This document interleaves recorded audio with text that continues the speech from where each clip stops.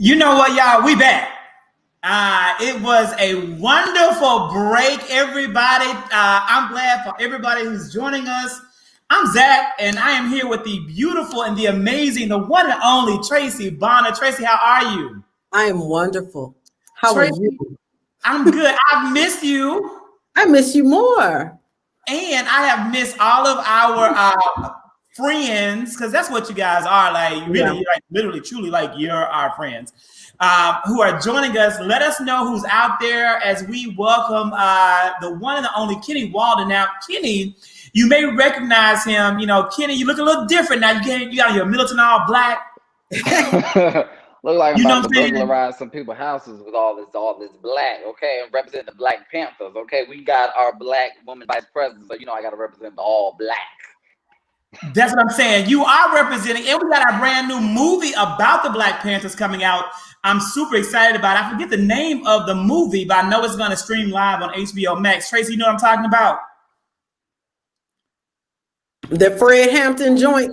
Yes. Y'all eat on the show. Ain't nothing changed. Okay. Yeah. Y'all just be prepared. 2021. I'm still gonna be eating. Now, what are you eating tonight? I am eating popcorners. I think I told you all about those. You did. You love your popcorners, and what are you drinking? I'm drinking Bel Air Rose. Hey, Candace! I haven't seen my Candy in a couple of weeks, Candy. I can't wait to see you again. And we're going to just kind of jump right in because we really do have a full show. And we're going to start off and give you a little bit of background to our guest tonight, Kenny Walden. Too raw, too real. So you guys who are watching, everybody go ahead. And, Tracy is fine, Dwayne. Yes, she is. Tracy is fine. Go ahead. And I want you guys to write down too raw, too real, exactly as he spelled it, exactly as Kenny spelled it. And I know you're going to want to follow his Twitter. You're going to want to follow his Instagram if you don't. I found Kenny on Instagram. It may have actually been Twitter, but I saw the viral video. Kenny, tell us about the viral video that brought you into my life. First, I'm not sure which one because it was like two people that retweeted it. It was the one where you were going slam off about comedy. There was a few. Oh, that's just so terrible about it. Okay, I think it was maybe the one that Amanda Seals was the one who retweeted it. I was basically going off on my people because I was just so disappointed with all the misinformation, the lies, the smears on Kamala Harris's record with baseless information, with no fact-based information at all, no sources, no sided pages, no receipts is what I call them. I'm like, well, okay, so what are we doing here? Like, why are we doing this? And at this point, I was just tired. I decided, let me just go ahead and go in. Let me go off. Let me go ahead and hit y'all with the facts first. And then I'm going to go ahead and speak to what is really going on because we do have an issue, especially in the Black community, with a lot of projected ignorance, a lot of projected self-hate that we try to put on others because for some odd reason, we believe that there's only room for one of us to eat when all of us have room at the table. So in order for us all to eat, just like Tracy's eating right now, we need to be able to actually lift each other up rather than tear each other down. Because I think it's so much easier to hate somebody than it is to actually love them. It's interesting. I'm sorry, Zach. It's interesting you bring that up because I just learned an interesting fact about how that is linked to slavery. Child. I didn't realize that when all of the slave revolts were happening, why weren't these slave revolts successful? And I found out it was because the slave masters would pay certain slaves to be inside of the planning, the plotting of it. And if you told on the person who was devising the plan or whatever, you could get your freedom papers. And so it just really is that crab in the barrel mentality that was placed within us from slavery. And we have carried it down for centuries. It is crazy to me. Girl, you speaking, girl, but it's even more deeper than that. I mean, if you really want to look at it, when people, question Kamala Harris's blackness, all of this was made by design. The triangle slave trade, we are only where we are based off of coincidence. They literally went to certain different tribes, people who spoke different languages, who had different cultures, and split us up on purpose so that we couldn't communicate, which is the reason why they didn't want us to learn and the reason why they didn't want us to read. So you got to be careful about basically allowing certain people who look like us, as what she's saying, who literally trying to attack us, weaponizing their own skin complexion, because not all skin folk are kinfolk. And a lot of these people are looking very mighty unfamiliar. So just know that. So, Kenny, when you talk about, like, number one, this is the first thing I want to know.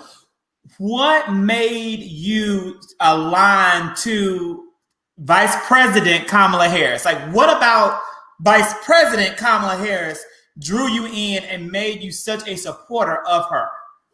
That's question number one. So honestly, I mean, I can give you the backstory. Honestly, I was not going to be involved in this entire election process. I was checked out after 2016. A lot of us was kind of checked out. A lot of people do check out during the primaries. We just kind of like, where I was at, I was like, whoever wins, wins, you know? However, I heard Kamala Harris was running. So of course, she's a sister, like, let me look up my sister. Let me see what she's doing. And I looked up her information, and there was a lot of misinformation about her record. But what I always do is, rather than going off of the articles that were, written the day that she announced her candidacy, let's go backwards. Let's go see exactly what they were saying about her in 2004. Let's see what they were saying about her in the early 2000s.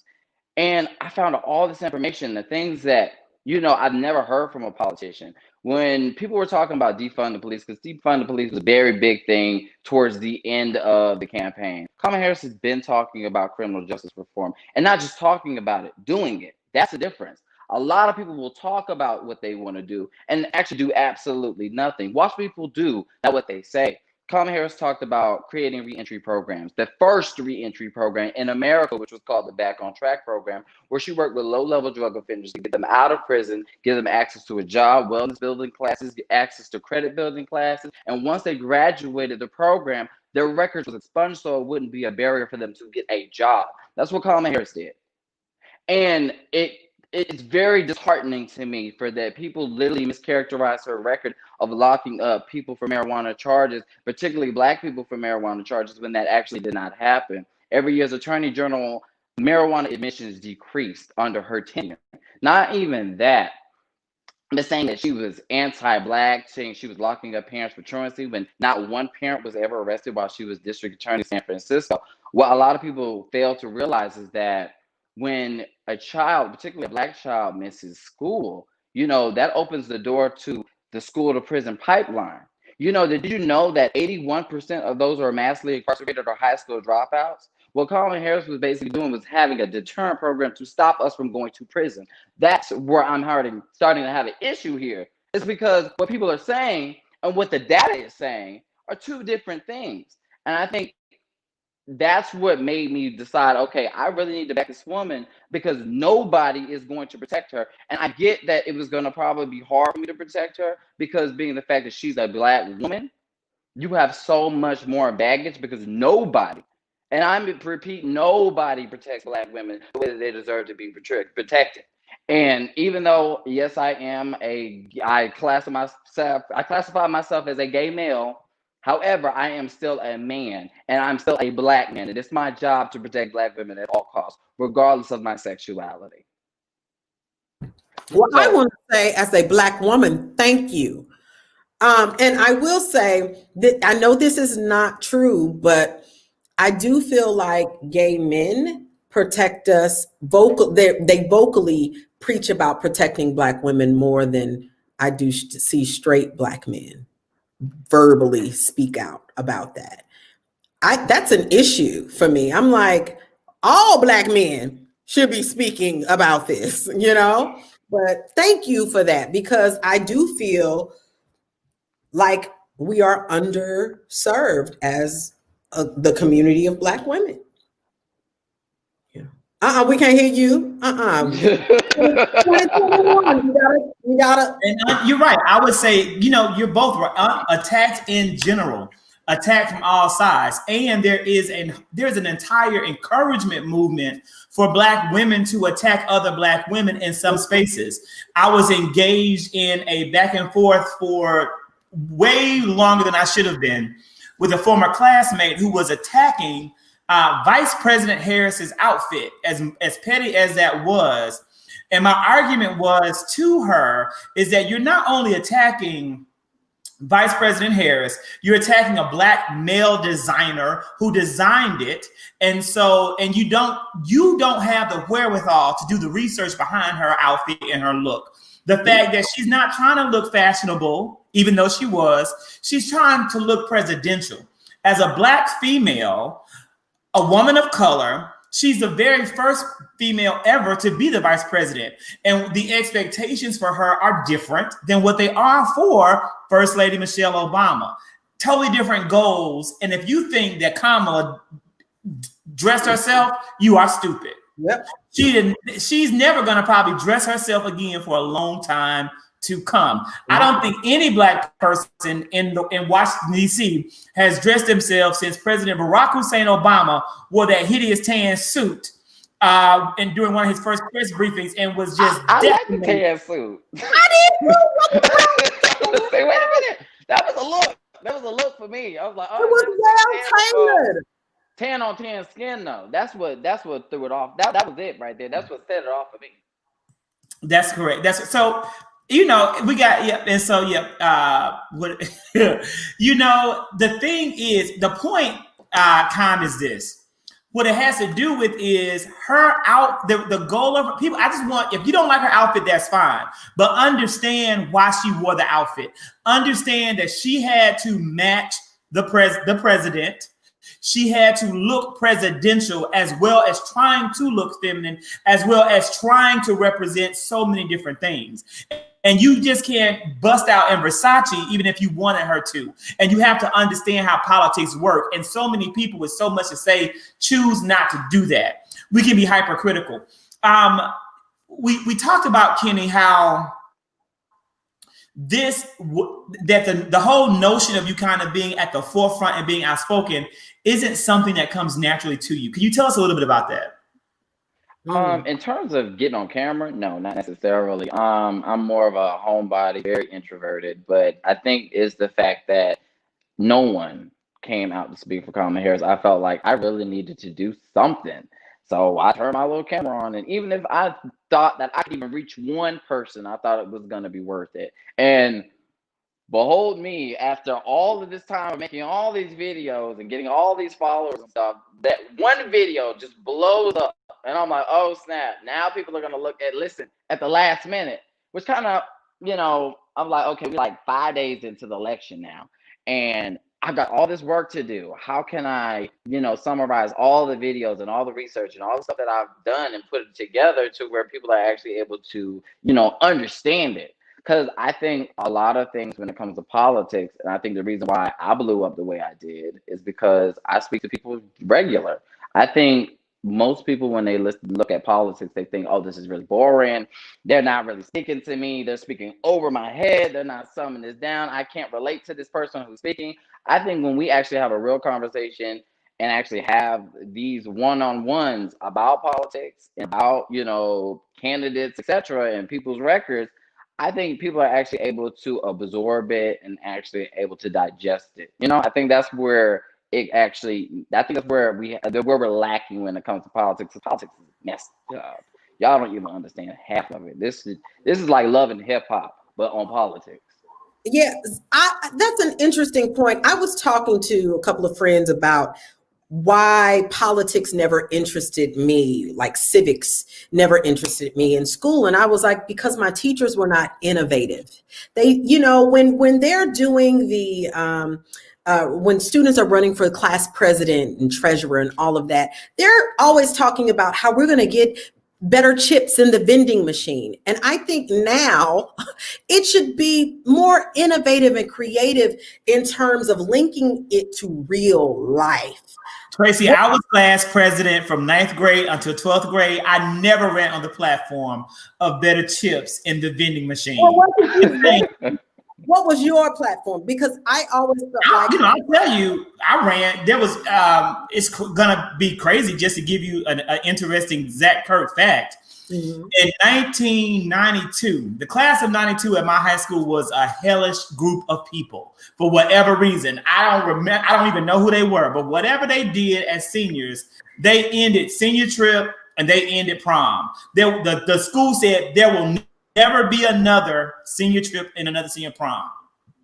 When I was in that, because when I was in lower grades, elementary school up, I was in the gifted program, and the kids in the gifted program are the ones who did the yearbook. So I knew, we put the pictures together. So I saw the old footage and the old pictures, and I was like, well, why don't this happen? Why we don't do it? So I started running as class president in 9th grade, saying I will be the person to bring back the prom, even if we have to have a prom on our own. We're going to have a prom and we're going to have a senior trip. We're going to have what other classes had. So when I became class president, we brought the two things back.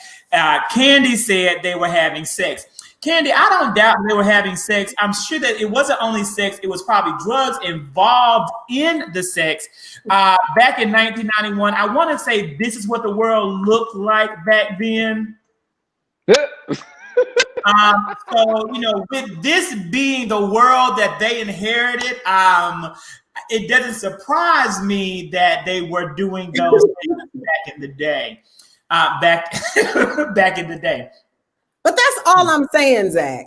I really feel like we fail our youth by not really teaching how politics work. It was not until this time around that I've voted. Don't get me wrong. I've always voted since 18, or since I think 20 was when I could vote for the first time for the presidential election. But I just was voting because my mama told me to vote, and it was, your grandmother has always worked at the polls, and people fought and died for this opportunity. So I did it out of obligation to my ancestors, I felt like.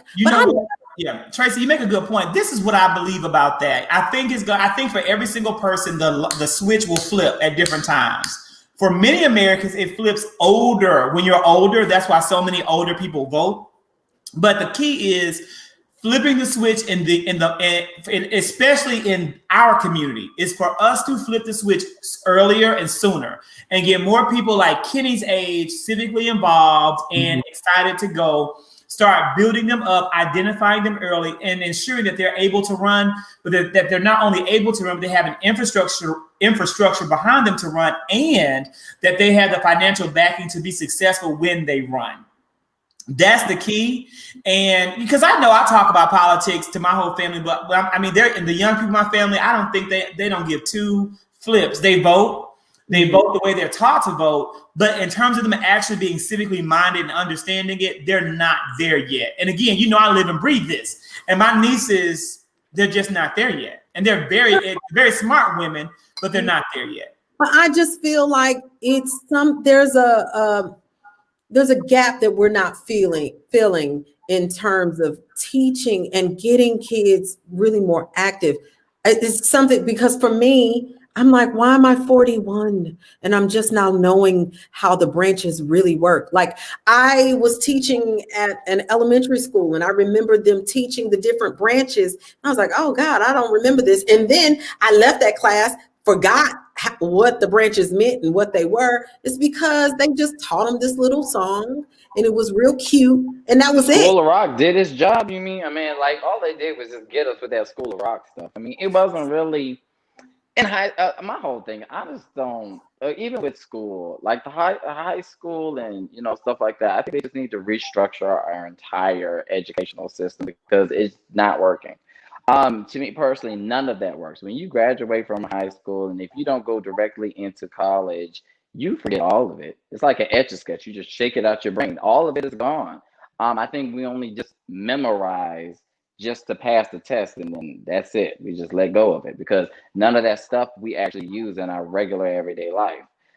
Civics, they don't really teach it as well as they need to, like you said, in high school, because they're not actually reaching these kids. They're not, breaking it down to where it's relatable, to where something that they'd actually be able to use in an everyday life. I think that's what the problem is. They don't understand how, if they actually broke it down to how messy it actually is up there at the Capitol, and break it down to where people actually want to know, okay, what's going on? What does such and such say? What a bill they trying to pass? What's going on?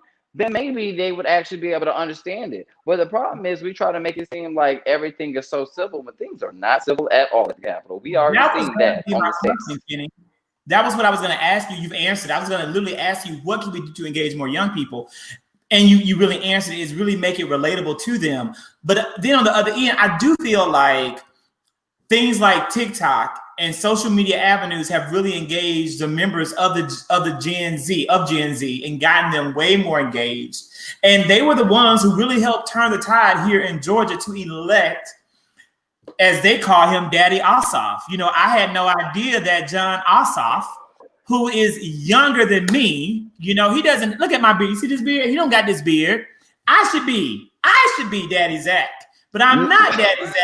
He gets to be, he's younger than me, but he gets to be Daddy Ossoff. So young people came out in droves and voted and really, I think, got involved in ways they hadn't been involved, which I think is a good thing. And I hope the key is to get more of them involved and to keep them involved, because this is what I'm afraid of, guys. I am afraid that now that we had lots of people vote and get engaged who had never voted and who had never engaged, that they're expecting something to happen that probably can't happen. And you know what that one thing is? Everybody wants their life to change and get better. The reality is we're coming out of the worst era in American history of the modern day and age under Donald Trump. COVID-19 was not managed. Vaccine rollout was not managed. Nope. The economy was not supported. We are looking, and of course, social justice was not upheld. We are in a horrible, perilous state. Our country is on the verge of absolute collapse. President Biden and Vice President Harris cannot overnight fix these issues, especially when you have the state of Kentucky, Maine, so many places that re-elected Republicans who supported Trump that are going to now sit back and block legislation that could make fast changes. So most people's lives, right, I hate to say this, most people's lives are not going to get better in the next 6 months or the next year, and it may not be within the next 2 years. To be honest, people's lives are going to get probably a little bit worse because our economy isn't going to rebound quickly, and we're going to lose more family and friends to COVID-19. And it's hard to accept that. And I'm afraid that when this happens, we're going to lose people and they're going to be upset because they didn't get the change they wanted. Yep. And also, you know, I was looking for the guy's name. I don't know. He's some film director. He has a Muslim name, Rashid. King Shaka.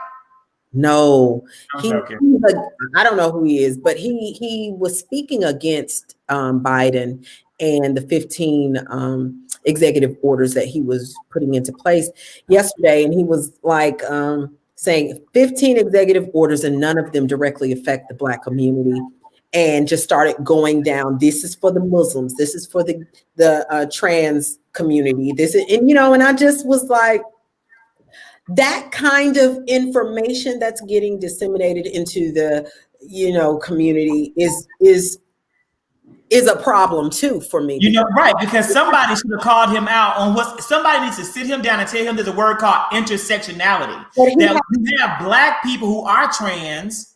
But wait, but he has 276,000 followers.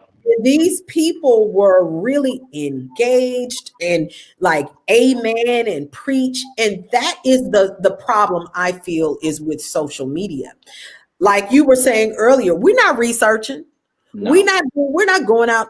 We're reading an article. We're not reading books. We're not going back.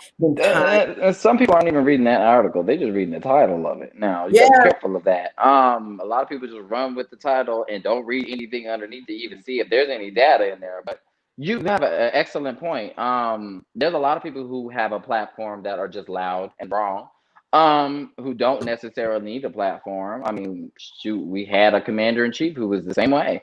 And we saw how that turned out. It's just like, okay, you also have to be aware of certain things. Certain people are propped up by certain bots. And it's all in an algorithm of certain things that you do and certain things that you say to sow Or division. funding. Some people are supported by, like, this man could be being, like, you had Lil Wayne. And when Lil Wayne came out in support of Donald Trump, people were questioning it. I had no doubt that he was being paid to do it. Now we find out that Lil Wayne came out in support of Trump because the back end would be he would get a pardon. That's him. Tariq Nasheed. That's the man. That's him. Oh my God, don't play with me. Okay, y'all. I gotta tell y'all something about this man right here. Me and him. Yeah, I don't know about Tariq Nasheed. Okay, Tariq Nasheed. Let me tell y'all something about this man real quick. Okay, I'm gonna go ahead and spill the beans. Me and him don't get along. He don't like me. I don't like him. Me and him got a fight. Yes, he's got a lot of followers, and he tried to dox my page. He's one of the reasons why I lost my first Twitter page, because I called him out. See, he's always going in on particularly Black women, and particularly Kamala Harris. He is very, very anti-Black. He's a part of this group called ADOS, African Descendants of Slaves, where they believe for some odd reason that the African descendant of slaves that were here in America are somehow better than our cousins, who are our other cousins. Let's say if you're Jamaican, let's say if you're West Indian, Haitian, any of that. If you just because you share the same skin color, apparently you're not, equal to the African descendant of slaves. As if all of our asses wasn't sitting in the back of the bus. As if all of our asses weren't left out of the home ownership. As if all of our asses, I swear, when I get pulled over by the police, they don't ask me, are you Jamaican? Let me figure out if you're Jamaican first, and then I'll figure out if I'm going to shoot you or not. There's never been that case, okay? But for some odd reason, that's what they did. They're an extremist group. For some odd reason, he has a huge issue. Their child, it's a hard situation when it comes to ADOS. But I was shocked, y'all. I was shocked when I found his page, and how I found it was through a guy that I follow, and he follows me back. I had to block him because he believes that shit too. And so I was like, I'm blocking all these people because it messes with my mind. Not in terms of, I'm going to follow them. It makes me sad, scared, like, oh my God, Black people really feel this way. They're brainwashed, but then they think we're brainwashed. No, they don't really. A lot of people just following it, and it's not as big as a cult as you think it is. There are really not that many people that are part of this group, so don't fall for the yoki doke. A lot of them are being propped up by bots. A lot of them are paid. So just be aware of certain things like that. So don't really worry about them too much. Only thing I can tell you is that they have this purist attitude. If you're mixed with anything, even though all Black people are mixed with something because of slavery, right. But because they have this purist attitude, this is the funny thing. He got mad at me because I called him out because I did a little research on him and his family. He has a white mother-in-law, and his baby mama is biracial. So I'm confused with this, purist attitude and him coming for Kamala Harris's culture. I'm like, bruh, you married to a half white woman, and Kamala Harris ain't got no white in her. So I'm confused. What are you doing? What's your purpose? What is your goal? He has no goal. He's just here to cause division and cause shit and turmoil in the Black community. So just be aware of certain chaos agents, if you will, like Tariq Nasheed. And our work is to combat that as we can. It is exhaustive. It is exhaustive to go back and forth with these people, but we have to acknowledge, we're going to talk in a few moments about QAnon. That's one of our topics as we go through the up, down, the clown. But the level of misinformation and ignorance, we can't look crazy at the white QAnon followers and not look crazy at the, Tariq Nasheeds of the world, because they're all a part of the same group of people. They really, really are. Do you know him? Thank God I don't. I need you to know these people. Like, I literally go to the Angela Stanton page, King page. Oh my God. Yeah, but I go because I be wanting to know what the Black people, what is she saying? What are the people believing? I think we need to know, because I ain't gonna lie. When she was on that Breakfast Club, she was sitting up there in that interview spewing information like it was factual and true, and people believe her. So you're right, and that's why manipulator, con artist. And that's why right there, you once again reiterated why I don't support Charlamagne's The Gadfly nor the Breakfast Club, because people like her should not have that large of a platform to spew their misinformation. They are having that platform on purpose. And to be honest with you, I question, and here's another weird point of fact, no one liked Claudia Jordan. Isn't that her name, Claudia Jordan from the Real Housewives? Growing up, I watched her, give away them cars on The Price is Right and hold up them can of peas, and they had to guess the price of the peas. So, I liked her from back in the day when she was a Barker's beauty.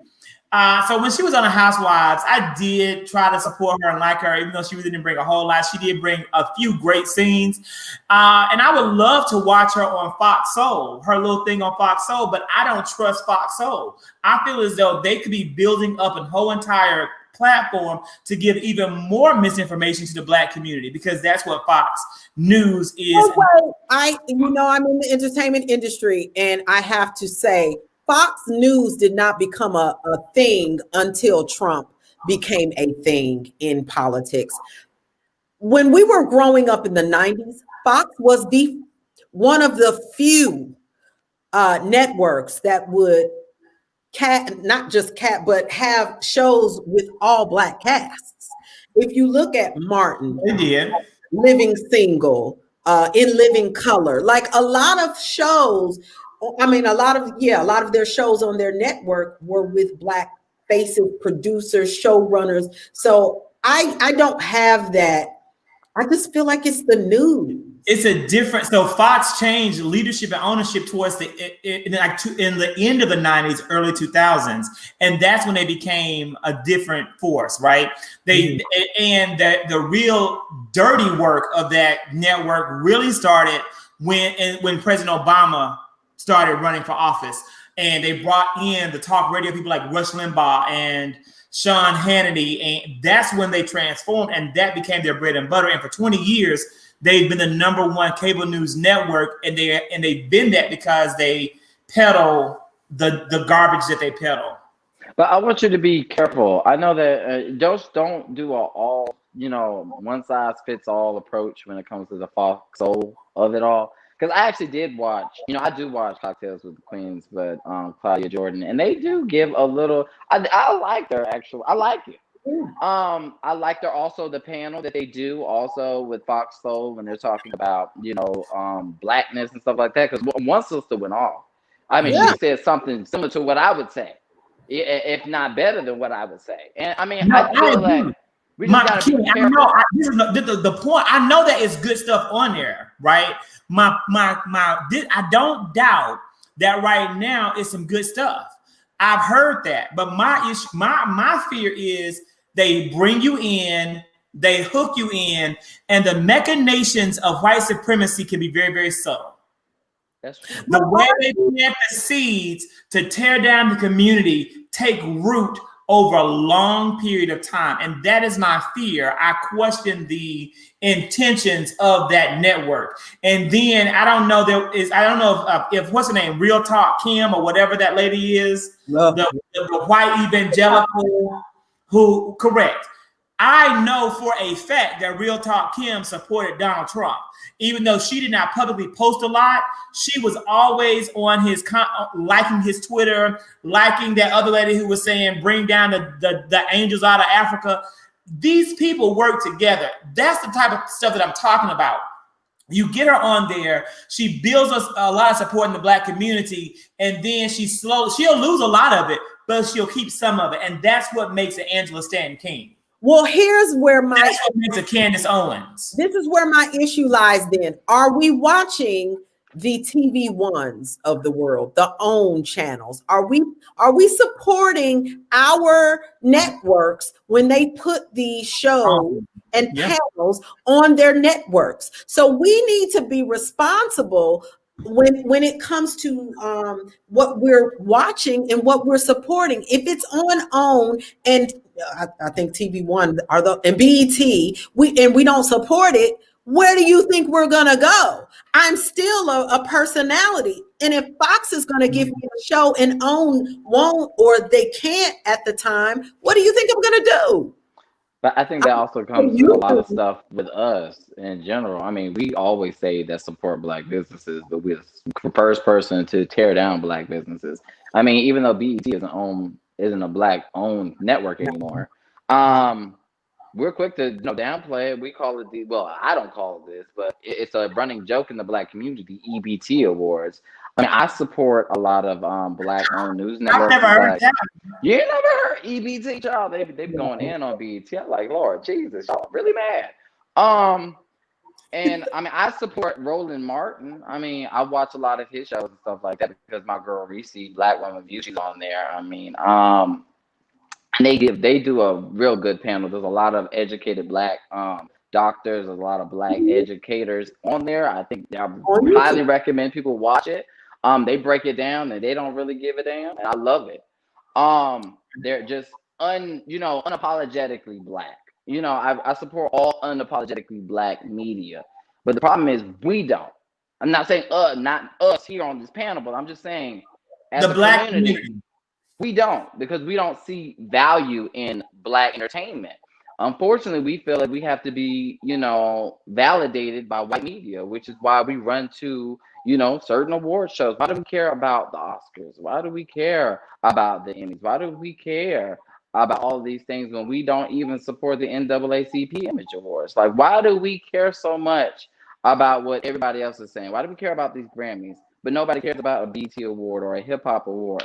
Nobody cares about any of that stuff, but we put so much stock into getting that white validation because we feel that we have to be validated when we can validate ourselves. When we see value in ourselves, then they start to see value in us. Because if that wasn't so, why do they always try to buy our stuff? We lost Rockaware, we lost FUBU, we lost all of our own brands because they didn't want to compete with us.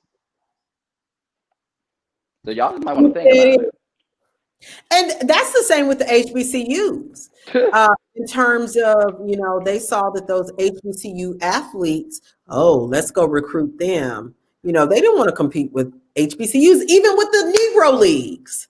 You know what I'm saying? That was a part of bringing in Jackie Robinson into the Negro Leagues, is because, there's some good Black players over there. So let's try this out and steal them from the league. And then the league shut down. We could talk all day about that. I think that you guys hit on some great points about we must support our own, and we must validate each other continuously and build each other up, which I think that's the whole point of 3+1 media. Like, that's the whole point. That's why, we exist. And as we talk about building up our own, this has been a historic week, a lot to celebrate as we look at the inauguration of the 46th president of these United States of America, the one and the only Joseph R. Biden, and our lovely Vice President Kamala Harris.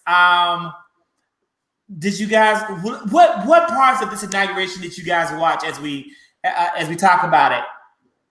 Michelle Obama coming out that door like she owned it. Michelle Obama showed out. Now she did with that high pantsuit. Like, I was here for all of it. I mean, the hair was flowing, the wig was on point. She was amazing. She looked like something out of Mortal Kombat. I was like, yes. When she stood up, I was like, finish him. Like, it was.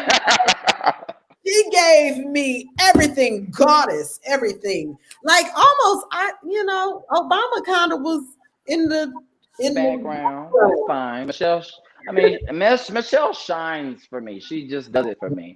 I'm also gonna talk about this. Of course, Kamala Harris wearing all purple, and of course she's wearing the pearls to represent the signature, aka Alpha Kappa Alpha. But the reason why she wore purple, and a lot of people don't understand, is she was doing a nod to Shirley Chisholm, who paved the way for her to even be where she is today. So let's just go ahead and give it up for Shirley. And I'm definitely here for that blue that Jill is rocking. I don't know. It just looks expensive. It looks like I gotta return this next week. I can't sweat too much because I gotta return this. I can't do it. So I'm definitely here for Jill. Yes, Jill in the tail. Yeah. Yeah. I like all the fashions. I was kind of sad to see people talking about Kamala's outfit, because if you go back to when Michelle, her first outfit, she was very presidential, like first lady, like it's a new, ushering in of the guard, and I really just appreciated she didn't overshadow the moment. And also, we always see Kamala in pantsuits. Like, she might not have been comfortable in that dress, okay? But but I thought she looked great, like most of the mothers at my church. I think it's just like, okay, I think everybody talking about this one thing, but she was just trying to, pay homage to Shirley Chisholm with the purple. She started the campaign off wearing purple, and she wanted to end it wearing purple. So I ain't see a problem. And then of course she was rocking the pearl. She had to be simple. She can't. I think the problem is they were expecting Kamala Harris to overshadow Joe Biden, but that's stepping on toes. She's the vice president, not the president. Yeah. We got to remember. Yeah. And she couldn't even overshadow Jill Biden. Her outfit couldn't be flashier than Jill, because they have two different roles to play in the American public. Yeah, exactly. Absolutely. I thought they all looked good. I thought they looked classy. The only thing that Melania was good at was wearing clothes. So that was it, So, but no designers want to design for her. They want her in her stuff and they shit. So I mean, hell, they said, Melania? They didn't want to dress. They want to dress a girl. She said, "You gotta buy your own clothes." But they will design for Kamala as well, because the one thing us Black people do is when we see a Black woman in something nice, we go and buy it. Just think about the pearls and Converse thing, that the solidarity thing that we were doing yesterday, in terms of wearing our Chucks and wearing our pearls. Do you know people went out and bought Chucks that didn't have Chucks? They were sold out when I was trying to get mine. So, we gonna make your clothes look good, so that people are gonna be designing for her. And they are. One thing that Candy and I were texting yesterday, and Candy was saying that this was such it was of course an emotional moment, but it also inspired her to say, you know what, one day I may want to run for office. Did it inspire either of you to say, you know what, I think I want to contribute in this way as well one day? Hell no. I'm right there with you. Look, I know where my lane is. And a lot of people always say, oh, Kenny, you should run for office. You're so intelligent. Oh, hell no. Let me tell you something. I'm good at what I do. I'm good at advocating for others. Now, you got to know your roles. You got to know where your lane is. So, hell to the no. Hell to the no. I had so much anxiety, guys. It was not until the Saturday that Biden was announced president that I slept. I couldn't imagine trying to run for an office and keep my shit together. I mean, like, I was crying, and I'm a Cancer, so I cry a lot and I'm sensitive. Oh, I would not make it. The moment they pointed, my shoes was looking bad. I'd be like, oh, they're talking about me, Jesus. I can't do it. I was on pins and needles during the whole time. Well, as a Scorpio, I'm ready. You see, I'm ready. I'm ready for every attack they got. Well, when are you running? When are you running? Because I do believe that right now the way that I can contribute the best is a small platform that I continue to build, and that I'm able to continue to give and support campaigns. I don't plan to run until I retire, unless something changes, unless something changes. I do believe that. I really only want to do local, state, Georgia Senate, like right here in the state house in Georgia. And I just really believe that in order to do that, I want to be able to really commit to the work, to be able to give the 4 full months to the executive session, and then the other, the remaining 8 months of the year to the constituents by being present and active in my district. Yeah. So that's currently, the plan, but we will see. Sometimes you never know what'll push earlier and further, as we get to it. A big thing, Candy said that Melania just came for the bread and the head. She did not intend to be First Lady of the United States. Well, it has been discussed. I don't know if you guys saw, I'm making a TikTok tonight of your former Number 45. I don't have to call him president anymore. Number 45 getting off the plane in Florida. Melania walking out in what looked like a bed sheet, and she has kept right on walking. Like, I don't have to play those games with you people ever again. It was my favorite Melania moment in history. Yeah. Do you think that Melania is going to finally leave Donald J. Trump? Hell no. I don't believe so. Tell me. I don't believe so, because literally he just got her not too long ago, maybe like a year or two ago. Her parents literally got their citizenship, so I don't believe that she's going anywhere. Now she's waiting until he croak so she can get that check. Now she ain't spent all these years for nothing. So I don't believe that I don't think she can do it. I don't think she can make it on her own. To be honest, I think that she's fully dependent on Donald Trump. She may not be happy in the marriage, but the marriage is fully transactional, and she's trying to get her coins. Oh, I just could not do it, honey. He couldn't be on top of me. Oh, I just could not do this. He ain't on top of Melania. He on top of, the prostitutes that he pays and stuff like that, but he ain't on Melania. And it only takes like 2 minutes with him. So, I mean, it's not like she's sacrificing a lot of time. Well, I don't know. I'm a spirit person. I feel energies. And when the energy ain't right, I can't be in the same space. I got Sage sitting right here. And, if I feel a bad energy, I get to opening doors and windows and say, I couldn't do it.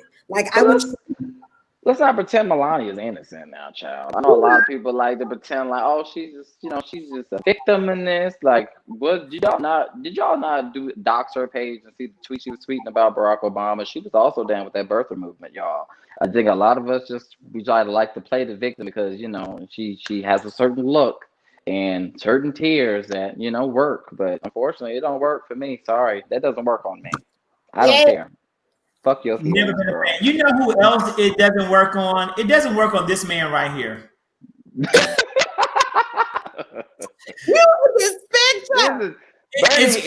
Bernie is the biggest of 2021. That's right. This has become the first viral moment of 2021.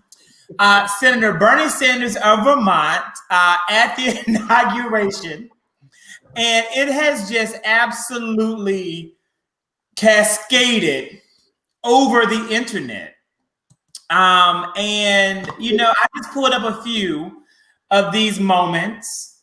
We have Senator Sanders in the Game of Thrones. We have Senator Sanders with NWA.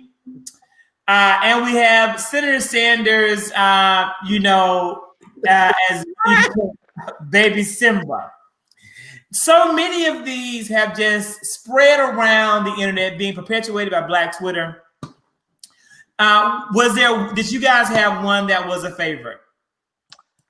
I think my favorite one, the Lion King. I had not seen that one.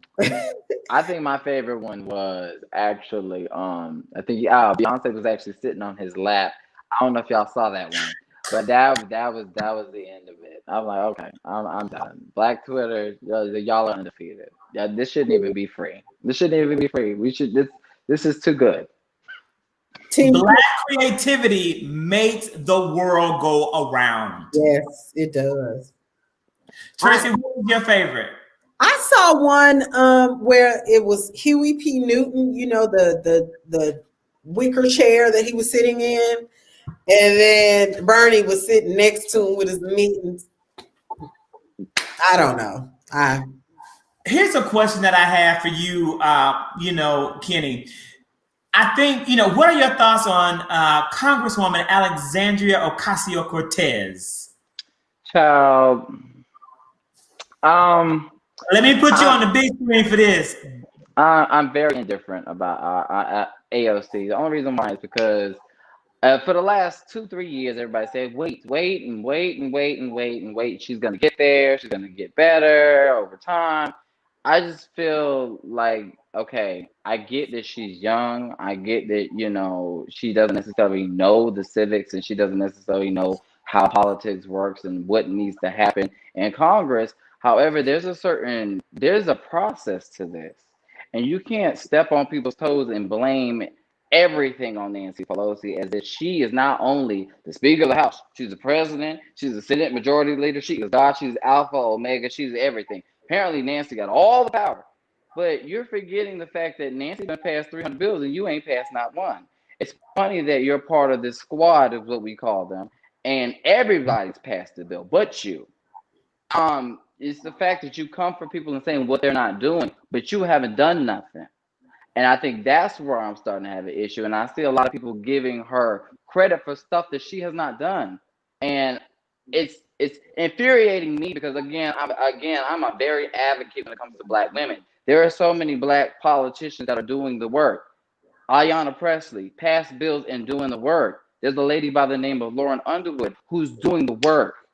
And I think a lot of people are overshadowing these Black women and giving so much credit to this one girl who's not doing anything, but also causing turmoil in the Democratic Party. Because if we kept going with this defund the police in Georgia, which was not translating well in votes, because that is a red/purple state now that we don't flip blue, it's not working well. You got to watch with certain things that you're doing. And you're in a red district, you're in a purple district. You got to be able to appeal to the voters in that district. You cannot speak over somebody when you're way upstate in New York. That's all blue. That you can, you can pull up all these liberal aspects, but you cannot do that down south. That just doesn't fly. And I think she stepped. Now, I have no issues with old girl. I want her to be successful. I mean, I would never wish any ill on anybody. I just feel that a lot of things she does, it doesn't make a lot of sense to me. So she rubs me very wrong. There's a lot of anti-Blackness that I feel coming from this old girl, being the fact that she came for the Congressional Black Caucus. She tried to literally primary Hakeem Jeffries. I'm just not here for it. I'm sorry. I don't like it. To me, I don't like it. You're putting me onto some interesting information. I'm going to do some research. So what would you suggest? What are some things that she needs help in? What areas? Like who? Building coalitions. That's the first one. You don't burn bridges before you just jump in Congress. In order to pass bills, you have to build coalitions. You got to reach across the aisle. You got to actually talk to people who may not necessarily agree with you. That's how you get bills passed. That's number one. That's number uno. That's the reason why I particularly am okay with Joe Biden's presidency, because he is semi-okay with Republicans. In order to pass bills, you're going to have to pull people towards your side. You got to remember, there's always two sides of the coin. You can't always have it your way. You got to meet somewhere in the middle. To progress is meaning to move forward. If you're not willing to move and they're not willing to move, we ain't progressing. How is that progressive? It's right. Just that simple. But I want her to move forward, but I don't want her to burn bridges. I want her to have respect for people who paved the way for her to be in Congress, like Nancy Pelosi, the first woman Speaker of the House. I want her to have respect for Maxine Waters. I want her to have respect for Kamala Harris. I want her to respect her elders. And I want her, I'm from the South, okay? We don't do that. We don't disrespect our elders. I'm Black, okay? We don't do that. Even when the elders are wrong, we do not disrespect them. That's just me. I'm sorry. It's a Black thing. So she needs to come up with a better way of communicating, because I'm from the South too. But I be telling my granny, my 90-year-old granny, that I love and respect. Now, granny, you can't do that. You can't say that, and that's not right. Yes. Now, I want her to be able to voice her opinion, but you got to do it in a respectful way. So for her to, I say this, but the whole stimulus package, Nancy was really working hard to try to put everything in that last stimulus package. She was trying her best. They were moving. But for her to put the onus on Nancy and say Democrats aren't doing anything, they're not moving, they're not doing anything. However, that's very disrespectful, because if you're talking about healthcare and stuff like that, child, that's not talk about it. It wasn't for Nancy, we wouldn't have got no damn Obamacare. It wasn't for Nancy, we wouldn't have the Dream Act. So let's not do that, okay? Let's talk about somebody who's actually got some accomplishments on the board, and you're talking about nobody's doing nothing. I know it appears that way, but if we're looking at Records Girl, you ain't done nothing. So let's not do that. So So tell me this then. I guess I need to be more educated, because I did not know this. A lot of don't know, because again, Twitter, like, okay, she'll go and tweet something on Twitter real fast. He gets a whole bunch of views. And all these people see this. People who aren't educated, who aren't civically involved now, they seeing all this stuff, and they're like, she gotta know. She's in Congress. They must not be doing nothing. But I'm talking about like you just listed some things that Nancy Pelosi has been a part of that I just had no clue. And I'm like, I am ill-informed. I've got to do better. Like I really no, They spent hours. They literally kept them people overnight. They were not allowing them to. The Republicans were not playing any games when it came to passing Obamacare. They were literally up all night. Nancy was so damn tired. She was trying to pass that bill. I don't know if y'all remember, but anybody who remember. And President Obama talks about it in his book, his new book. He pages. It's a lot of pages, but and I don't recommend that you read it. I don't. You don't have to read it. I recommend you get the book on tape, and that way you go to the chapters. That's right. You get the audio book on tape, and you go to the chapters that you want to go to. Now, I love the fact that Alexandria Ocasio-Cortez has really done a good job of mobilizing Gen Z and of using social media as an appropriate platform to bring in greater civic engagement and more voters. But you're right. I am one of the most torn people when it comes to her, because as a person and what she's been able to achieve, I really like her, but I do question a lot of her tactics. I don't support them because they are so much the antithesis of what it takes to make politics work. And you don't see young Republican firebrands attacking the Republican Party in the way that Congresswoman Ocasio-Cortez attacks the Democratic Party. And in the long term, I do think that it could cause more harm than good. She absolutely is following in the footsteps of Senator Sanders. And that's fine if that's what you want to be. But when you talk about having passed laws and made real progress, we know that, Senator Sanders hasn't really done hasn't had a lot of bills and laws passed that he sponsored and legislation he sponsored. So you make some really great points. I do want old girl to be. I just want to reiterate this. I do want her to be successful. I kept quiet for a long time about Alexandria Cortez, and I just allowed certain things to pass because she is the only representation. Well, the very young representation in terms of our generation, at least my generation, because we're not that far off of age. And not only that, but she's also a Latinx woman. So I'm trying to make sure that people have their representation. However, without trying to, diminish other people's, ethnicities and stuff like that and their own representation. But I just want the girl to just calm down, chillax for a little bit. That's not, I understand that you're very passionate and you want things to change. However, there is a way about going change to where you got to make progress. Burning bridges. Yeah. You got to make progress. And here's an example. You saw a lot of people take the House floor, including Cori Bush, to discuss the Capitol riots. Mm-hmm. Congresswoman Alexandria Ocasio-Cortez was a chief target, but she didn't take that floor in a way that is memorable, in a way that will be known. And again, Nancy Pelosi makes those decisions. She is the one who decides the lineup. She's the one that determines who gets to speak.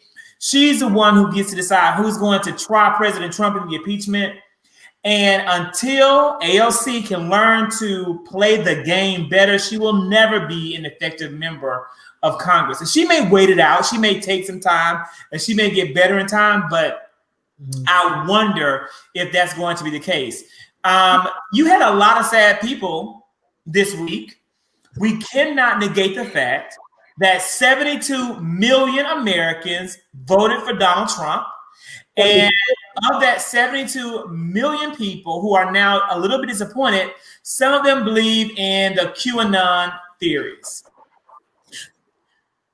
Explain QAnon. I really am bad. Like I did Google them. I Googled. Or at least I Googled. Here's a real quick QAnon in a nutshell. QAnon people follow this guy named Q, who started on Twitter disseminating information under anonymous, right? He was known as Anonymous, and he would drop these different theories that were hard to decipher, and he built a cult following of people that tried to decipher his beliefs. Ultimately, it boils down to the belief that there is a cult of pedophiles that is led by people like President Obama and Hillary Clinton. And not only are they a cult of pedophiles, they take people like Chief Justice John Roberts and they force him at gunpoint to rape a child. They film it so they can now have incriminating evidence against him, so he's a part of it. The majority of liberals in Hollywood are also a part of it. They have secret underground farms where they are raising children and they're harvesting their blood. They drink the blood of these children to stay young and to age backwards. That's why Bill Clinton and Jimmy Carter, that's why they are alive and they live so long, because they drink baby's blood that's raised underground.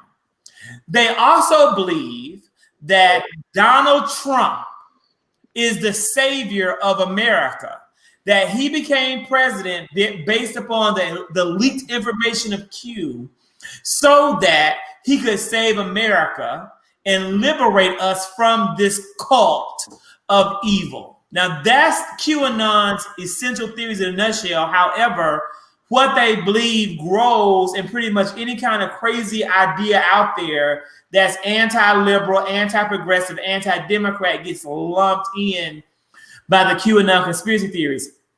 They truly did believe that this big storm of salvation was going to happen on the inauguration day. And they did believe until the midnight hour that Donald Trump was going to remain president no matter what. You literally have people that have spread this thing. And I don't know if Marjorie Taylor Greene, the 7th congressional representative of the state of Georgia, believes these things or not. But she certainly spread this information via her social media. And she is certainly a big QAnon queen in their community. The same thing goes for Lauren Boebert from Colorado. These people are now in Congress. Yeah. And they are there because of these followers, people like this man. And these are the people that stormed the Capitol. The people from all around America. This is the network that they came from. So when you see like the man who was like looking through Ted Cruz's, looking for certain stuff and taking the computer, they believe with all of their hearts that they were liberating America from these evil people. They believe it. The whole thing is, you can add to that. Did I leave out anything from the QAnon? And they call it breadcrumbs that they drop. And when you believe the QAnon, you're eating the loaf. You're eating the bread loaf. Child, no. But it's hard to give these. I try my best not to give these people a platform. I think that's where the problem is we give these people platforms and they have these hate groups and they try to storm the Capitol and try to literally liberate America is what they think. I think the problem is a lot of people feed into them and feed into their foolishness and make them feel like, oh, you really believe me, or I'm actually having a voice, I'm making a difference. Because honestly, I think a lot of these people would just want to feel important, if you will. I think a lot of these people literally, I don't necessarily know if they truly believed in it at first, but you know, when you lie enough, it becomes the truth to where you create your own reality, such as the president. So honestly, I don't know about these people, to be honest. I don't know what to do to help these people. I don't think we can. I don't know if they can be helped. Counseling, maybe. I don't necessarily know. But I can't lie. I was in fear of what was going to happen at the inauguration because of these people. I was my heart was beating 1,000 beats per minute. I was about to have a cardiac arrest. This is true. They believe that this was a huge issue. It's called Pizzagate. I remember that. Hillary. Yes, they believe there was like a Q-tip that Hillary Clinton was in a DC pizza shop, was molesting a little girl and was going to kill her. And this man bust in the pizza shop with his guns drawn and refused to accept the fact that what he thought was happening wasn't happening. You can Google Pizzagate right now to get the whole story. So this was happening way back then. And a lot of this misinformation and brainwashing is what helped get Donald Trump elected and what he was counting on to get him reelected. And he also thought the political pressure that these people were going to apply to people like Ted Cruz and Josh Hawley and Mitch McConnell and Mike Pence will result in them finding some way to keep him in office. And that is why right now he is absolutely culpable for the riots at the Capitol and why he must not only be impeached, but brought to full trial for the seditious acts he brought against the American government. Yeah. I know one person who's ready to lock him up. Latita James is on that ass, okay? And I believe she's gonna get him. I believe it in my heart. Yeah. You guys believe that he? Yeah. What are you gonna say, Tracy? I got choked. I was gonna say because I do believe Cuomo is over there licking his chops. I think that what's the New York mayor is licking his chops and Letitia, yes. Get all the new New York mayor. Do we think that Andrew Yang is going to win New York? Are we supporting Andrew Yang for mayor of New York City? I like him, but I don't think he'll win. I like Andrew Yang personally, but hell no, he ain't gonna win that shit. But that's only because he's, oh Lord, I don't know with Andrew Yang anymore. I mean, I'm all for universal basic income, etc., etc. I think he's a very smart man. However, I don't think he's gonna win. I don't think so. I honestly don't feel that New York is feeling him like that. I don't either. We will see. You know who people are feeling right now? Lil Wayne. That too. I am going to always share my favorite picture of former President Donald J. Trump is this one right here. Do you guys believe that President Trump will be able to come back from the end of this presidency? Or do you feel as though the end of the Trump presidency is finally, for the American people, the end of Donald J. Trump? I think it will. Where though? I think it will ruin him because he is obsessed with himself. And when people don't like him, he obsesses over it. And I think it's going to drive him batshit crazy even more. Like, I think he's going to go cuckoo, cuckoo. I really do. It's just a matter of time. I don't think this is the end of Trump. I honestly believe that this is honestly going to be an issue. I just have a feeling like maybe in maybe a month or a few weeks, just mark my words, he's going to throw another rally, even though he's not president anymore. I guarantee you he's going to at least try. I think he's a narcissist and he's an attention seeker. The fact that he doesn't have Twitter anymore, it's the fact that he doesn't have a platform anymore. He can't even have a grinder. It's crazy that he's such an attention seeker and he's looking for any type of clout, any type of love that he can get from his supporters. And honestly, I don't think he's gonna let that go. But to answer your question, come back from where? I mean, it was several bankruptcies and being broke, child. He ain't broke, but he ain't as rich as he say he is. He ain't broke like we would be if yes, God. Yeah, he got a little bit of change, but he living off of credit. Right. We will see the real financial repercussions and see to what extent he really does have money, because he is going to be in trials and he's going to be in courts and he's going to be drugged through so much. And the fact that he's not president and that he even refuses to pay his legal bills with Giuliani, I think that President Trump is done. I think that he's going to always have his supporters. They are always going to deny facts. But I don't think that Donald Trump is going to have the financial capital that he needs to sustain himself and to survive the legal assault that he is now facing and what he's racked up. I think it's going to begin with his Senate impeachment trial, number 2, and it's going to go on down from there. And I believe fully that no matter what happens, he is going to go down in history as the worst president in the history of the United States of America. Literally, the conservator of the Nixon Library was celebrating, saying that finally President Nixon will no longer be known as our worst president. So that will be interesting. Hopefully, these two men, however, will go down in history not as the worst of something, but as the best of something. I'm talking about Senator Raphael Warnock and Senator Daddy John Ossoff, as the children of Gen Z call him, even though I think it's highly offensive to every daddy in the world that he will be called that at his age. This is what I want to know from you, Kenny, as someone who is not a Georgia resident. What are your thoughts about this actual election in Georgia and what it means for you in North Carolina? And it really for anyone watching anywhere else in the United States. What this means for me in North Carolina is hope. Okay. Georgia hasn't been red in how many years? I mean, hasn't been blue in how many years? Georgia, it's been about 20 years. Georgia has since Bill Clinton. Since Bill Clinton's election. In 1992. Was the last time, or 90, yeah, he lost in 96. It wasn't Georgia has not voted blue since 1992 for a president, and then we haven't had a blue senator, I want to say, since maybe like 98 or 2000. Well, one thing that I'm also hoping, and honestly, just be honest now, a lot of people would love Ossoff, but if it wasn't for Warnock tag teaming, because he was slipping polls, if it wasn't for Warnock, he wouldn't have won. Let's just be honest about that. He wouldn't have won.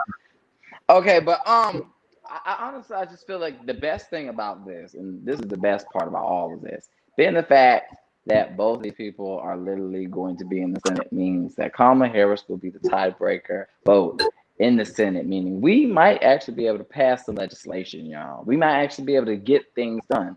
However, we also need to stay vigilant, and we also need to stay involved. We cannot just allow this thing. We can't get comfortable. Just because Donald Trump is gone don't mean that this is the time to get comfortable. I don't want a repeat of the Obama era where we had the House, we had the Senate, and we got comfortable and lost it. And we lost it for a very long time. This is the first time we actually got it back. But we could actually do so much more. What Stacey Abrams did was just, I don't know exactly what she did in Georgia. Y'all were on the ground. What she did was magical. I cannot explain the boots on the ground, the grassroots organization that she did. Because it's unbelievable. For someone to literally lose their race of governor and say, you know what, I'm not giving up on this. I'm going to keep fighting. I think that we can flip this state. So there was a person that said, I bet that would be Stacey Abrams. She was the first person who really said, I bet she needs to put that on a t-shirt. I bet. Bet no, I can. On the t-shirt. I bet. When they said that she couldn't enjoy I it, bet. I bet. Put that on a t-shirt. I love it. I love it. You know what? We will put that on a t-shirt this weekend, Kenny, and I will give you credit. And if I make some coins, I'll share some of those coins with you. Jamel, tell us what part was not true. Let me just give a brief bit. So, and I think you bring up a good point, because if you're not from Georgia or live in Georgia, you may not understand what happened. What happened was, again, Stacey Abrams was a member of our state house. She was the Senate minority leader. Zachary Kirk has criticized her for her work in the state house. Some people didn't like that. They still don't like it, but I still stand by the fact that, in my opinion, she was not the strongest minority leader and did not do the most. And I'm realizing that in Georgia, the Democratic Party and our elected leaders in Georgia are very docile by design. They go along to get along, to not rock the boat, to get what they can get, and it's an approach to politics at the state level that is very prevalent. Our governor came out recently in his State of the State address and said a whole bunch of stuff that infuriated me. And I saw no commentary from any of our elected leaders attacking him, when I would have been all over like white on rice. But I understand they want to go along to get along and do what they can to make consensus. I'm not a consensus builder in the face of certain types of opposition. But nonetheless, that was kind of Stacey's approach.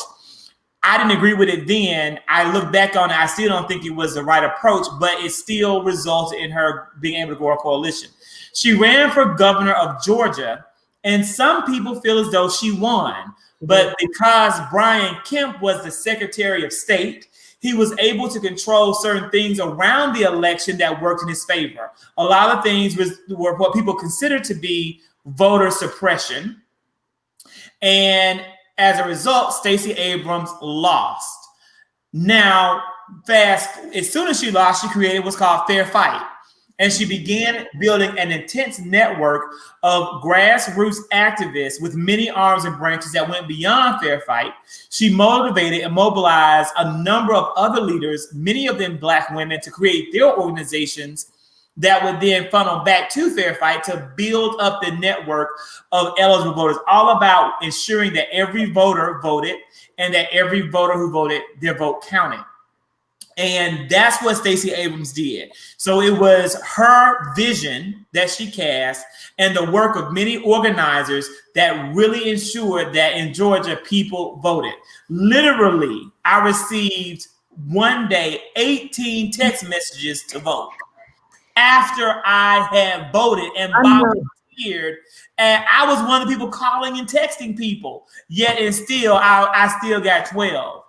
So that is what she did and what she was a part of. And what Jamel brought up was that Ossoff did win because of Warnock.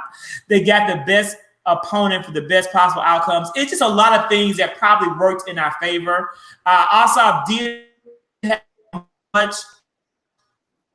heavier hill to climb going against David Perdue, who was one elected. You got to repeat. It was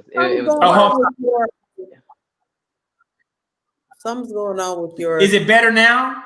There we go. Yeah, you're good. Is it better? Can you hear me now? Yeah.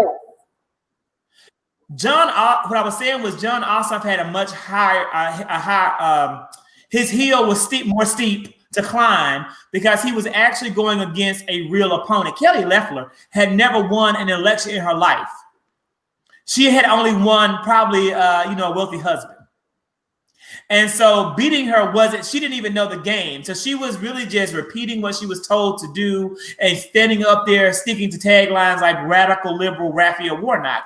David Perdue, however, knew what he was doing. He had won election. He was well financed. He was a Georgia boy, which makes a difference in Georgia.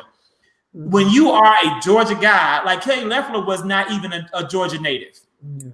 She's from Iowa or Kansas or somewhere where they grow corn, and she could be on that farm that she talked about where she rode horses and that flannel that she wore.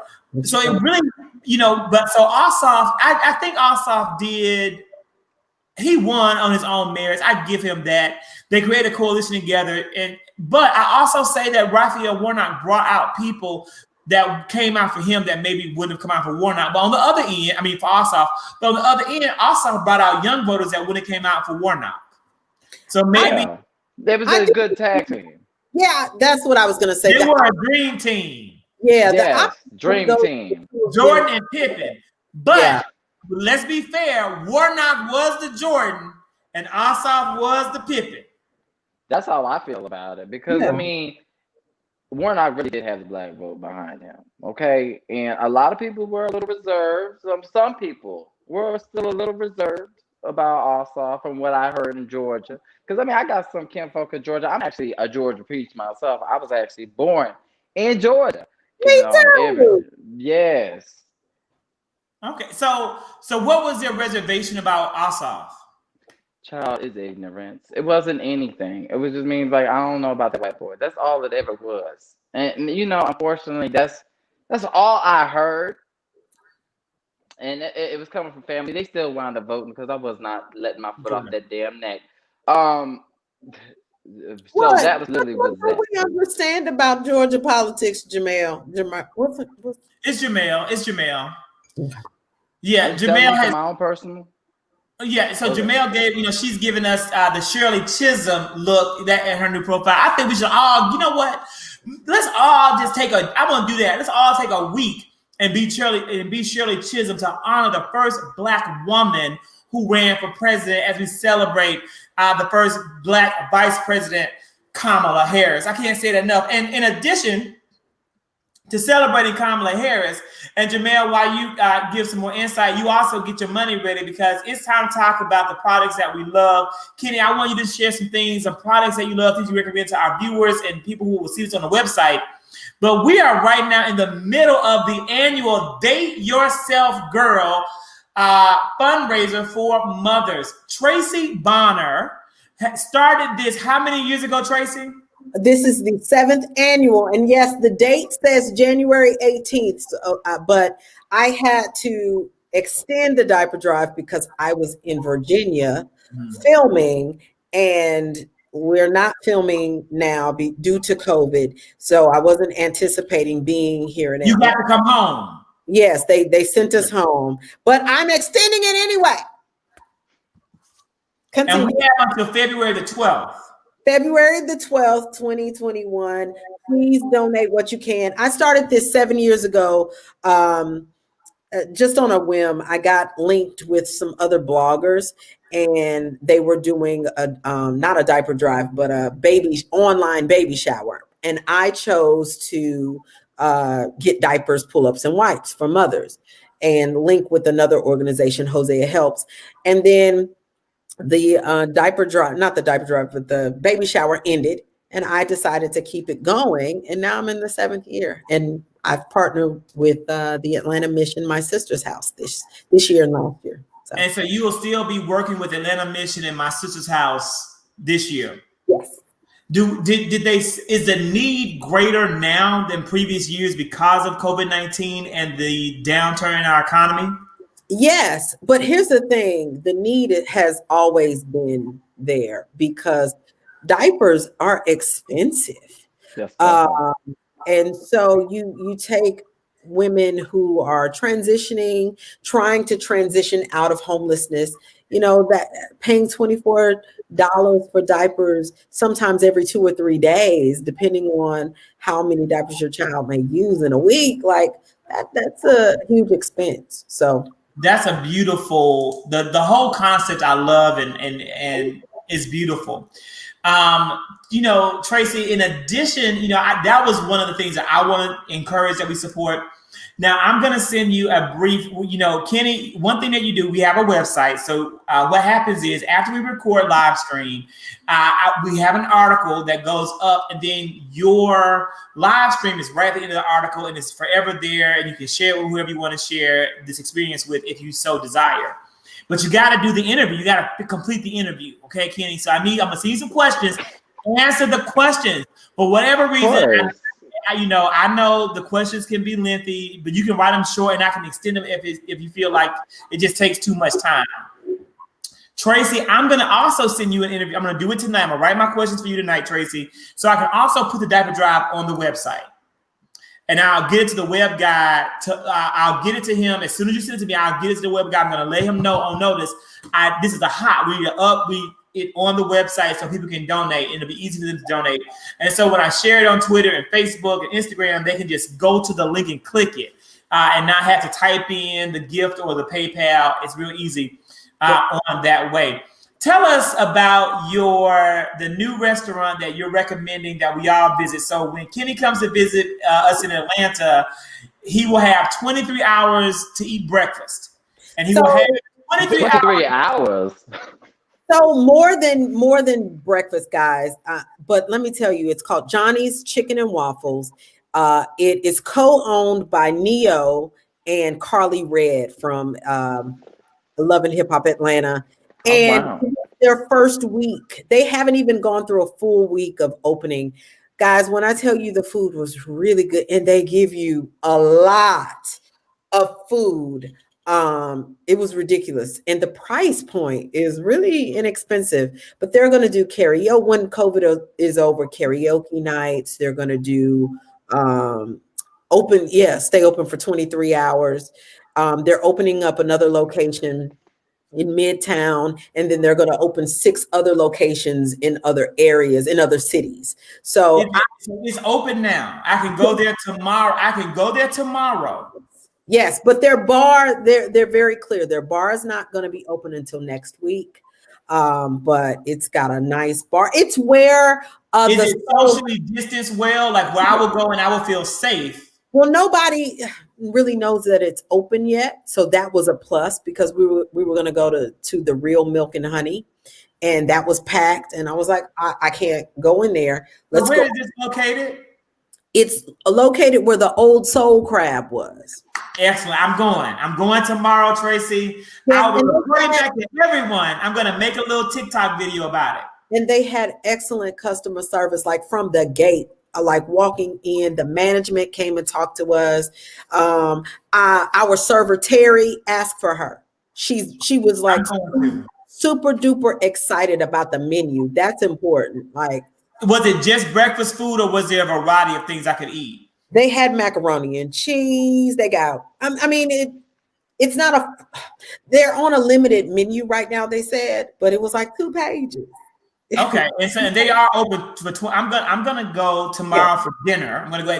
I'll eat breakfast, but I'll go at dinner time, and so it'll be my dinner time. And they had on gloves, they had on masks, and they said, and they're doing every other table seating, like they are doing social distance. So they up the code over there. Okay, I like that. I can't wait to actually visit whenever it's safe for me to visit Atlanta. I heard y'all don't close over there. I don't know what's going on. See, don't come to Atlanta. Do not come. Let me tell you. I wasn't here for MLK weekend. I'll tell you that. Yeah. Well, everybody else was. This is what's unfortunate is that we have one of the worst governors in America, and one of the who probably didn't even really win the darn governorship. And so as a result, Georgia is fully open. Atlanta's fully open. COVID-19 we have the 6th highest hospital spike in the country right now. Mm-hmm. But not only do we have the 6th highest hospital spike, as well as the highest rise in COVID-19 cases post-holiday, Christmas and New Year's, we are the lowest vaccination rate in the country. So of every state, including Mississippi, Alabama, Louisiana, Arkansas, and Georgia, we are not vaccinating people. We have vaccines available, but we're not getting them into the arms of our citizens.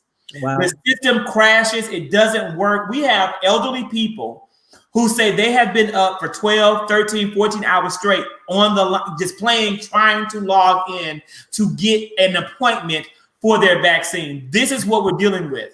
The governor in Georgia, in Zachary's opinion, has never been forthcoming with data. It's very carefully managed. Literally today in his news conference, he told people, don't look at the CDC. Their reporting isn't accurate. Look at the Georgia Department of Health, which to me is more of that Trump stuff of misinformation for personal gain and benefit. Don't come to Georgia. We have a spike from the holidays.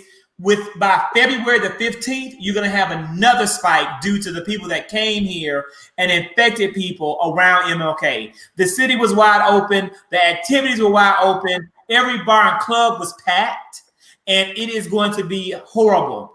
Grady Hospital is one of our largest hospitals, and they were at capacity last week.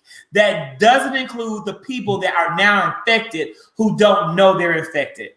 Our hospital rate we are going to, I think that I saw that we have a makeshift medical center at the Georgia World Congress Center, and it too is now at capacity. We are going to be in much worse shape, and it's time for us who are able to be in Georgia to be even more vigilant and stopping and taking care of ourselves. This is going to be a crisis state. Don't come to Georgia anytime soon. Can I ask a question? What could we do to kind of encourage people to stay home? Because I just don't see that happening. With nothing. There's nothing you can do. More people are going to have to die. Even with that, we're over 400,000 people who've died, to COVID in the U.S. alone, and I just don't feel that we're getting a lot of, seriousness around this, even from influencers, even from people who have platforms, even from people who are, I guess celebrities, if you will, because I see them going out, not social distancing, not wearing masks. I mean, what do we need to do? I think at this point, I'm asking Joe for a shutdown. I mean, and if you're on the streets, you getting arrested, Joe. That's how I feel. That's how I feel. That's the only way to contain it, but it's not. The problem is now it's too late. It's not going to be contained. If we were to legitimately shut down for a month, you would have a decrease in spread.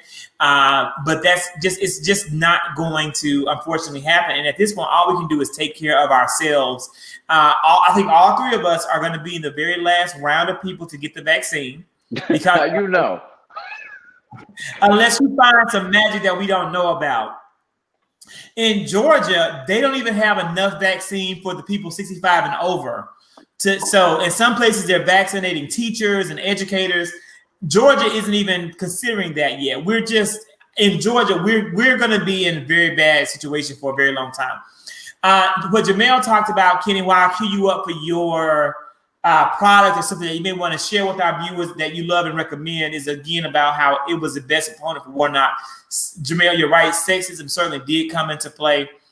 And, you know, maybe if Warnock had a different opponent, it may have been different.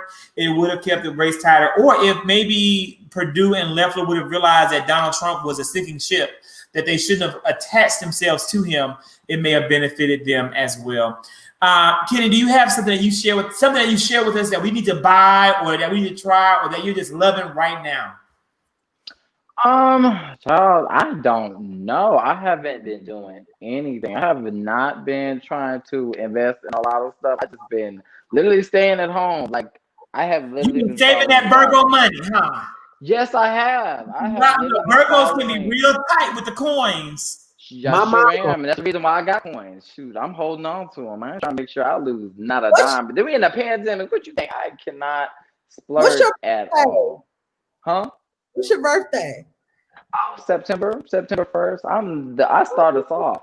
Close to starting us off. Not exactly. It starts at the end of August, but I'm right there at the very beginning. So my mom is August 28th. So yeah, I know Virgos very well.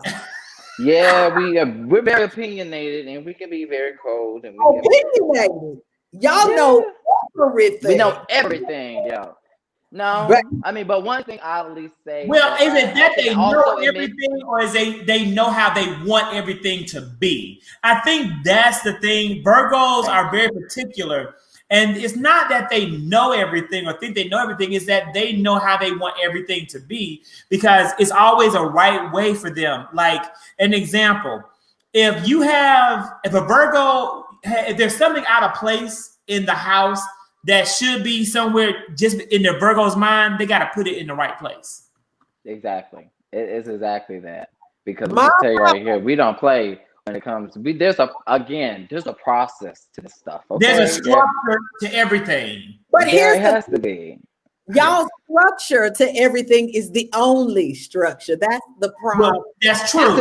Yes, it is. Absolutely. I'll be having to fight with my mom. I'll be like, there is more than one way to skin a cat, boo.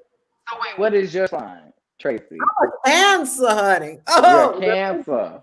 I don't know that much about Cancers. I only dated one, and I just know mine was crazy. So here's the thing. This is a thing with Scorpio. This is a thing that Scorpio. This is why Scorpio and Virgo tend to get along as friends well, because Virgos want things to be a certain way, and Scorpio looks and says, "Is this right or wrong?" And 99% of the time, they're right. They'll say, "Okay, the Virgo's right," and they just do it. That's true. My boo is actually a Scorpio. Yep. See, Scorpios don't argue and fight about stupid stuff. If you right, you right, and we be like, "You right," and it's over. Like we know what's right. We know when somebody. We know. I beg to differ. I've been around several blocks, and I've dated Scorpio, and that was not. Oh, we ain't gonna talk about everything that's going on with Scorpios, but we just want to talk about the Virgo. Oh, you said when the Virgo is right. I didn't say when the Cancer is right. I didn't say.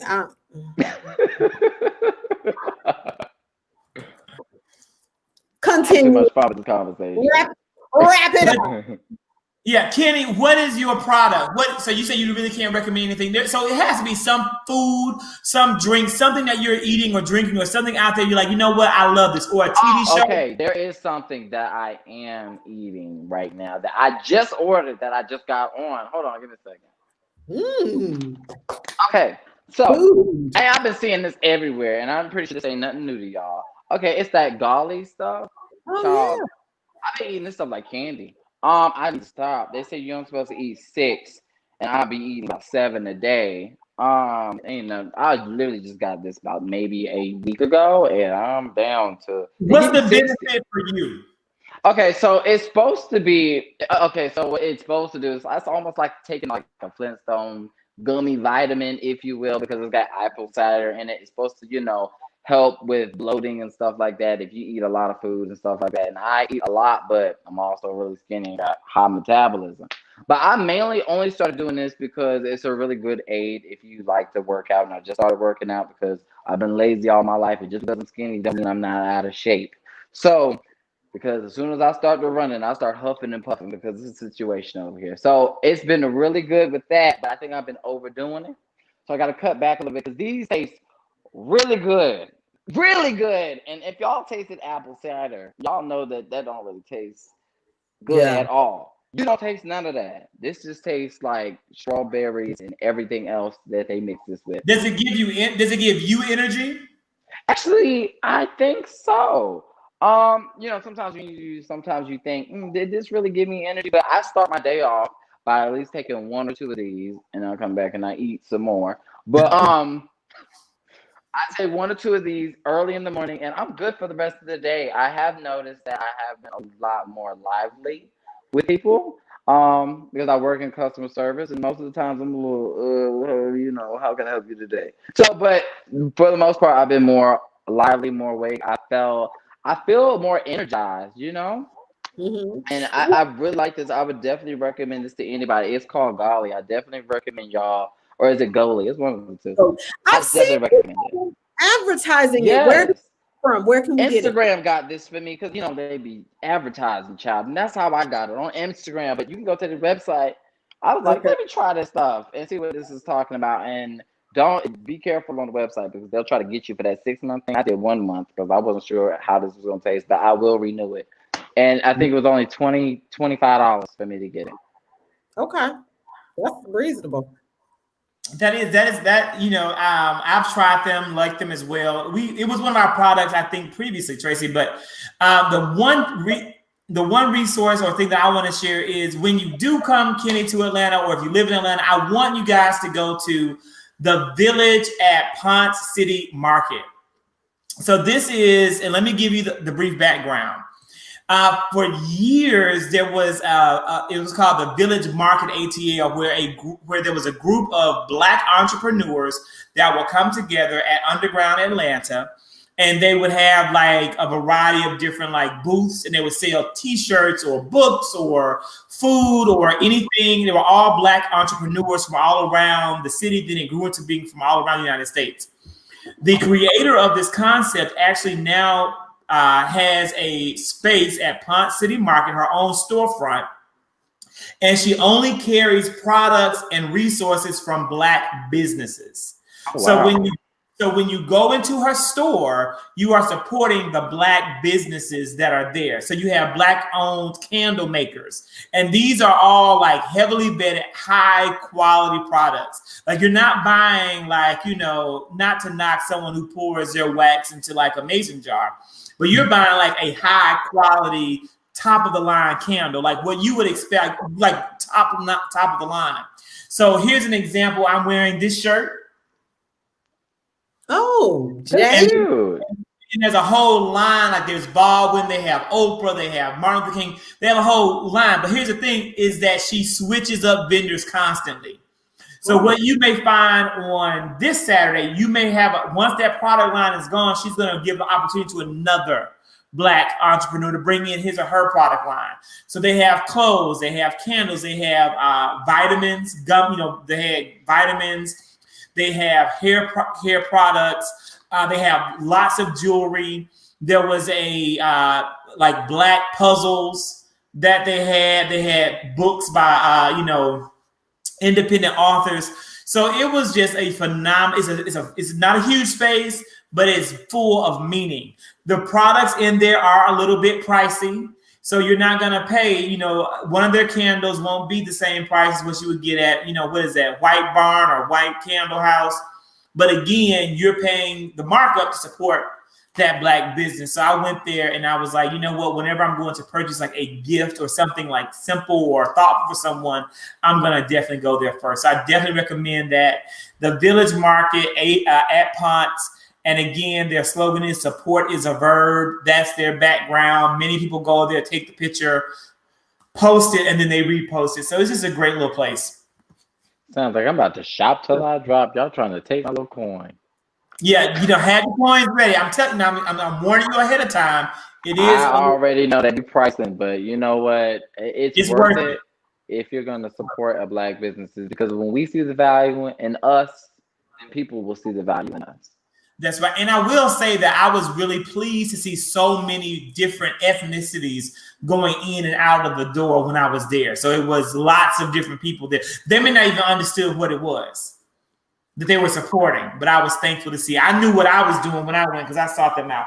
So with that being said, this has been a pleasure, Kenny. How was your experience with us today? How do you feel about it? 3+1. You know, it feels like home. I've actually never watched you guys' platform before, but I am going to be a subscriber. I'm definitely going to be watching, because this was a really good conversation. I felt really calm, really relaxed. I felt like this was a welcome. I felt like this is, a table talk, like I'm talking to my family here. You gotta come again and bring your drink. Next time I'll bring a drink, but I ain't gonna be drunk. Yeah, don't be drunk. Bring your drink, and we will definitely, like I say, you will be getting an interview. Do your interview, Kenny. Do your interview. We want to have so we can make this forever on the website. Tracy, I'll be emailing you as well. So I'm going to sit down, and I have Kenny's questions ready. I'm going to do my Tracy questions so we can really emphasize Date Yourself Girls' 7th annual diaper drive. Thank you guys so much. It's been a pleasure, and we will see you back next Thursday. Bye, y'all. Love you. Bye, guys. Bye, y'all.